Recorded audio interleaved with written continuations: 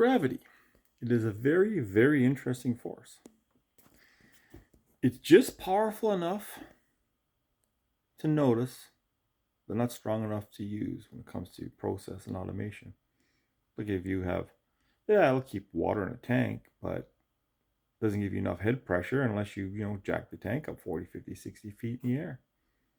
It'll keep a box on a conveyor, but it won't provide enough friction for you to be able to accelerate that conveyor to any rate that will be useful to you. So your processes are all slowed down. It's one of those things, it's a pain point, gravity. But we're so used to it that we work around it and don't even notice it's there. How many other pain points do you have in your process? They're there. You have a workaround, but it's there. It's not an extreme pain that you notice, but it's there. How many pain points are in your process? Walk your line, look at your process.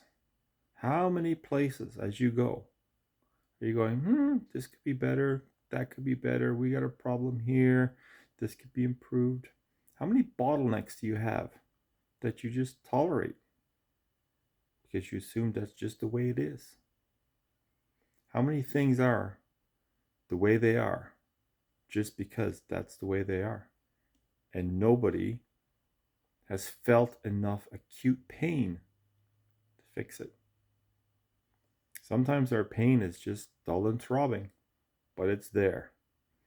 So when you look at your process today, this week, when you're out on the floor, think about all those dull, aching pains in your process, like gravity. And think, how will my process operate if I were just to fix some of those?